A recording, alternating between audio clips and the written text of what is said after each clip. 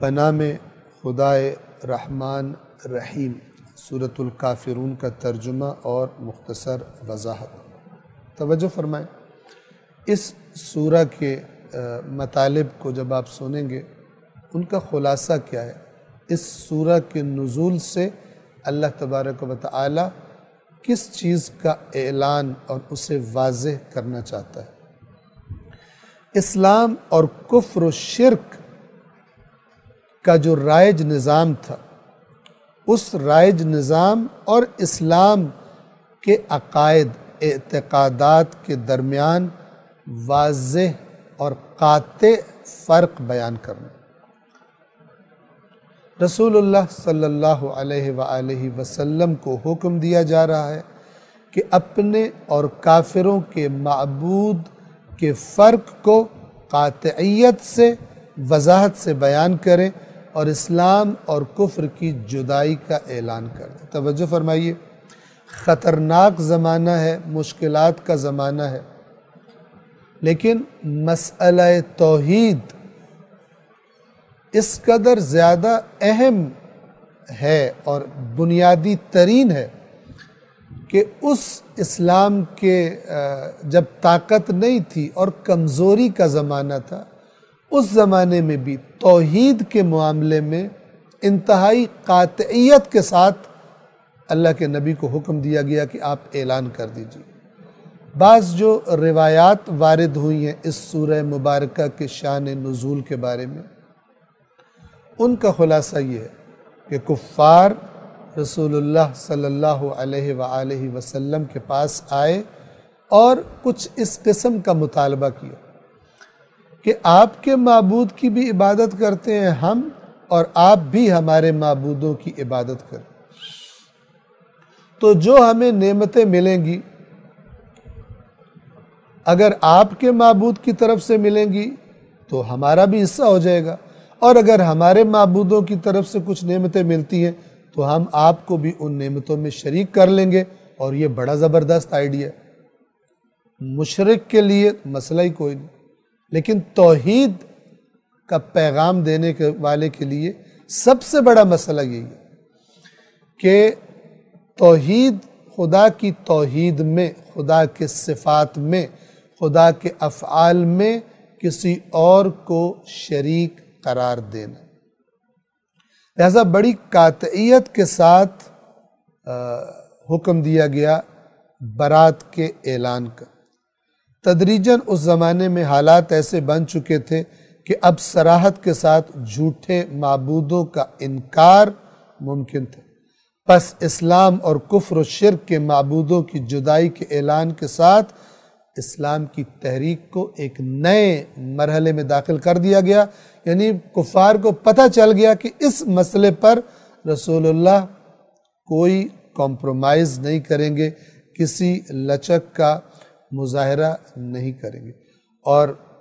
غالباً اس سورہ مبارکہ کے جو نزول کا زمانہ ہے یہ اسی زمانے کے ساتھ ملتا ہے کہ جس میں اعلانیہ تبلیغ کا حکم دے دیا گیا تھا۔ توجہ فرمائیں، بنام خدائے رحمان رحیم، آیت نمبر 1، قل یا ایہا الکافرون، بنام خدائے رحمان رحیم، قل یا ایہا الکافرون، کہہ دیجئے اے کافرو، 2، لا اعبد ما تعبدون، میں اس کی عبادت نہیں کروں گا جس کی تم عبادت کرتے ہو، 3، ولا انتم عابدون ما اعبد، اور نہ ہی تم اس کی عبادت کرنے والے ہو جس کی میں عبادت کرتا ہوں، 4، ولا انا عابد ما عبدتم، اور نہ ہی میں اس کی عبادت کرنے والا ہوں، یعنی مستقبل میں بھی بھول جاؤ اس بات کو، جس کی تم عبادت کرتے رہے ہو، ما عبدتم، جس کی عبادت تم نے کی ہے، نہ اب اور نہ آئندہ کبھی بھی میں اس کی عبادت کروں گا۔ وَلَا أَنْتُمْ عَابِدُونَ مَا أَعْبُدُ، تاکید فرمائی، اور نہ ہی تم اس کی عبادت کرنے والے ہو جس کی میں عبادت کرتا ہوں۔ یعنی یہ جو شرک کا مزاج ہے تمہارا، یہ تمہیں کبھی نہیں چھوڑے گا جب تک کہ اس مزاج کو، اس آئین کو نہ چھوڑ دو۔ لیکن یہ جو تم مطالبہ لے کر آئے ہو کہ تمہارا آئین بھی رہے اور میرا آئین بھی رہے اور ہم اکٹھے ہو جائیں، یہ کبھی نہیں ہوگا۔ نہ میں چھوڑوں گا اور نہ اس مزاج کے ساتھ تم ان کی عبادت کرنا چھوڑو گے۔ تو پھر نتیجہ کیا ہے؟ لَكُمْ دِينُكُمْ وَلِيَ دین، تمہارے لیے تمہارا دین اور میرے لیے میرا دین۔ توجہ فرمائیے، یہ جتنی تاکید تکرار آئی ہے اس مسئلے میں، مختلف جملوں سے ایک ہی بات کو واضح کرنے کی کوشش کی گئی ہے۔ اس کی حکمت کیا ہے؟ یہ جملے بتا رہے ہیں کہ گویا بڑا شدید پریشر کے ساتھ مطالبہ کیا تھا کفار نے رسول اللہ سے، آپ ہمارے معبودوں کی عبادت کریں، ہم آپ کے معبود کی عبادت کریں گے، بیچ کا رستہ نکالیں۔ تو کفار کو مایوس کرنا ضروری تھا، اور وہ مایوسی ان جملوں کی بار بار جو تاکید ان میں پائی جاتی ہے، ان کے ذریعے یہ مقصد حاصل کیا گیا اور کہا گیا کہ بھول جاؤ، اسلام کی بنیاد ہی اس پر ہے کہ لا الہ الا اللہ، کوئی معبود نہیں ہے سوائے اللہ کے۔ بس اس سورہ مبارکہ کا جو بنیادی مقصد ہے وہ کفار کے مطالبے کے جواب میں اسلام کے توحید اور ایک اللہ کی عبادت کے مسئلے کو اجاگر کرنا ہے، پوری قاطعیت اور وضاحت کے ساتھ۔ یہاں پر ایک اور نقطے کی بھی وضاحت آپ کی خدمت میں ہم عرض کر دیں، اور وہ نقطہ یہ ہے کہ بعض لوگ کہ جو اپنے بعض مسائل کی وجہ سے اس چکر میں ہوتے ہیں کہ آیات قرآن میں سے اپنی مرضی کی مراد، وہ نظریہ جو وہ پہلے سے بنا چکے ہیں، تو وہ ڈھونڈتے ہیں کہ کہاں سے آیات قرآن میں سے کوئی آیت ملے کہ جس سے ہم استفادہ کریں اور اس کے معنی کو اپنی مرضی کے مطابق موڑ کر لوگوں کے سامنے پیش کریں۔ تو بعض لوگوں نے اس سورہ مبارکہ کافرون کی جو آخری آیت ہے لَكُمْ دِينُكُمْ وَلِيَ دین، اس کے ساتھ یہی کام کرنے کی کوشش کی، اور کیا کہا کہ قرآن نے کہا ہے تمہارے لیے تمہارا دین، ہمارے لیے ہمارا دین، تو پھر ہم دوسروں کو تبلیغ کیوں کریں، پھر ہم امر بالمعروف کیوں کریں، پھر ہم نہی عن المنکر کیوں کریں، نہی عن المنکر کیوں کریں۔ یاد رکھیے، اس قسم کی باتوں کے دھوکے میں کون آتے ہیں؟ چاہے عقائد کا معاملہ ہو اور چاہے اعمال کا معاملہ ہو، احکام کا معاملہ ہو، اس قسم کے لوگوں کی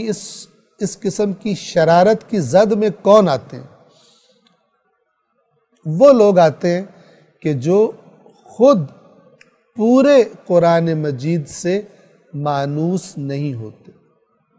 انہیں نہیں پتہ ہوتا کہ مختلف مقامات پر قرآن مجید نے کیا باتیں کی ہوئی،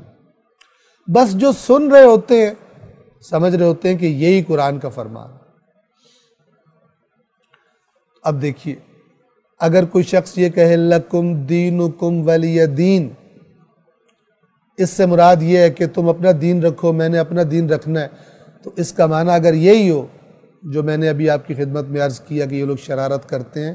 تو اس کا نتیجہ کیا ہونا چاہیے کہ رسول اللہ تبلیغ ختم کر دیں، اس کے بعد رسول اللہ کفار کو اسلام کی تبلیغ نہ کریں۔ لیکن آپ جب رسول اللہ کی زندگی کی تاریخ کو دیکھتے ہیں، وہ تو ساری گھومتی ہی اسی دین کی تبلیغ اور پرچار اور اسی دین کے غلبے کی کوشش کرنا۔ اور اس کے ساتھ ساتھ خود قرآن مجید کی آیات جو کہہ رہی ہیں امر بالمعروف اور نہی عن المنکر کو اپنا شعار بناؤ، اس لیے تم بہترین امت ہو۔ تو جب آیات قرآن کو ایک موضوع کے بارے میں تمام آیات قرآن کو جب جوڑ کے دیکھا جائے اور مثلا واضح تصویر بنا کے دیکھی جائے کہ اس کے بغیر بعض آیات سے تصویر پیش کر دینا جیسا بعض لوگ کرتے ہیں اپنے سابقہ نظریات ثابت کرنے کے لیے کہ قرآن مجید سے جو نہیں لیے ہوتے کہیں اور سے بنائے ہوتے ہیں یا کچھ اور مفادات ہوتے ہیں ان کے، تو وہ پھر قرآن مجید کی بعض آیات کو سامنے رکھ دیتے ہیں عوام کے، جو بیچاری عوام اللہ کی نافرمانی اور رسول اللہ اور اہل بیت کی نافرمانی کرتے ہوئے قرآن سے دور ہیں اور خود قرآن نہیں پڑھتے، اس کی سزا انہیں ملتی ہے کہ یہ لوگ کامیاب ہو جاتے ہیں۔ ایک آیت سناتے ہیں اور واہ واہ بھی کرواتے ہیں اور بڑا امپریس بھی کر لیتے ہیں، بعض اوقات ان کے انداز بھی بڑے دل کو لگنے والے ہوتے ہیں، تو یہ گمراہ کر دیتے ہیں۔ قرآن مجید کیا کہتا ہے؟ قرآن مجید یہ فرماتا ہے کیا تم بعض کتاب پر ایمان رکھتے ہو اور بعض کا کفر کر دیتے ہو؟ کیا ہے جزا اس کی جو بھی تم میں سے یہ حرکت کرے، سوائے اس کے کہ دنیا میں بھی اسے ذلت ملے اور آخرت میں بھی شدید ترین عذاب کی طرف اس کو پلٹایا جائے، لوٹایا جائے۔ یہ اللہ کا فیصلہ قرآن میں۔ لہٰذا اگر عقائد کے معاملے میں یا احکام کے معاملے میں آپ حقیقت کو جاننا چاہتے ہیں تو آپ کے لیے ضروری ہے کہ آپ خود اللہ کی ساری کتاب کو اچھی طرح دیکھیں اور اپنے افکار کو، اپنے عقائد کو پیش کریں آیات قرآن پر، اور اس کے بعد پھر اگر آیات قرآن کے ساتھ تضاد ہے ہمارے افکار اور عقائد کا تو اپنی اصلاح کی کوشش کریں، اور اگر یہ دروازہ آپ نے اپنے اوپر بند کر لیا ہے قرآن سے اصلاح کا دروازہ، تو پھر اور کوئی دروازہ نہیں ہے آپ کے پاس، پھر وہی فرقے ہیں اور وہی آبا پرستی ہے اور وہی بزرگان اور اپنے اپنے مسلک کے علماء کی پرستش اور ان کی اندھی تقلید ہے، عقائد کے بارے میں بھی، اصول دین کے بارے میں، پھر کوئی راستہ نہیں بچتا۔ لہٰذا اسلام نے جو راستہ سجیسٹ کیا ہے، حدیث ثقلین نے جو راستہ سجیسٹ کیا ہے کہ میں تمہارے درمیان قرآن اور اپنے اہل بیت چھوڑ کے جا رہا ہوں، حدیث ثقلین نے جو سجیسٹ کیا ہے، قرآن نے جو سجیسٹ کیا ہے، اہل بیت اطہار نے جو سجیسٹ کیا ہے، رسول اللہ نے جو سجیسٹ کیا ہے، وہ یہ طریقہ ہے کہ اپنی ہر چیز کو قرآن پہ پرکھو۔ لیکن آپ دیکھ رہے ہیں اپنے معاشرے میں، ہم اپنے اپنے گریبان میں جھانک کے دیکھیں کہ ہم میں سے کتنے افراد ہیں کہ جنہوں نے اللہ اور رسول اور اہل بیت کا جو تجویز کردہ، انہوں نے جو سجیسٹ کیا ہے، انہوں نے جو حکم دیا ہے کہ اس طریقے سے دین کو سمجھو، کتنے لوگ اس پر چلتے ہیں۔ لیکن اس کے باوجود کل حزب بما لدیہم فرحون، ہر گروہ جو کچھ اس کے پاس ہے اس پر خوش ہے اور اپنے آپ کو ہی سمجھتا ہے کہ میں ہی حق پر ہوں اور دوسرے باطل ہیں، اور میں ہی جنتی ہوں اور دوسرے جہنم میں۔ انشاءاللہ ہم اس مسئلے کو بار بار تکرار کرتے رہتے ہیں تاکہ شوق پیدا ہو، رغبت پیدا ہو، اور ہم قرآن مجید کو سمجھنے کے لیے پڑھیں، اپنی اصلاح، اپنے افکار اور عقائد کی اصلاح کے لیے پڑھیں، سارے قرآن کو پڑھیں، نہ یہ کہ جو ہماری مرضی کا ہے اسے آنکھیں کھول کر، اور جو ہماری مرضی کا نہیں ہے اس سے آنکھیں چرا کر اور اس میں اپنے بنائے ہوئے ڈھکوسلوں سے اس کی غلط تعویلیں کر کے۔ نہ، اللہ سے بڑھ کر کوئی بات سمجھانے والا نہیں ہے۔ اللہ نے جو بات قرآن میں کی ہے وہ ہر بات سے اہم بات ہے، اللہ غیر اہم باتوں کو نہیں کیا کرتا۔ جب تک یہ ہمارا مزاج نہیں بنے گا تو پھر ہم تیار رہیں، روز قیامت اللہ کے رسول کی شفاعت کے بجائے اللہ کے رسول کی قرآن سے دور ہو جانے کی شکایت کا سامنا کرنے کی ہم پھر تیاری کریں، جو قرآن نے خود بتایا ہے۔ اور جو قرآن نے بتایا ہے وہ شکایت ہونی ہے، اور وہ لوگ زد میں آئیں گے جنہوں نے قرآن مجید سے دور رہ کر، قرآن کی تعلیمات سے دور رہ کر، قرآن مجید میں غور و فکر سے دور رہ کر زندگیاں گزاری ہوں گی،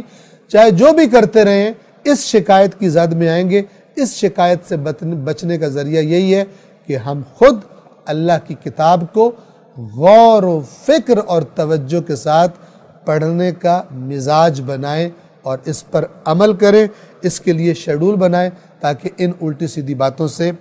بچ سکیں۔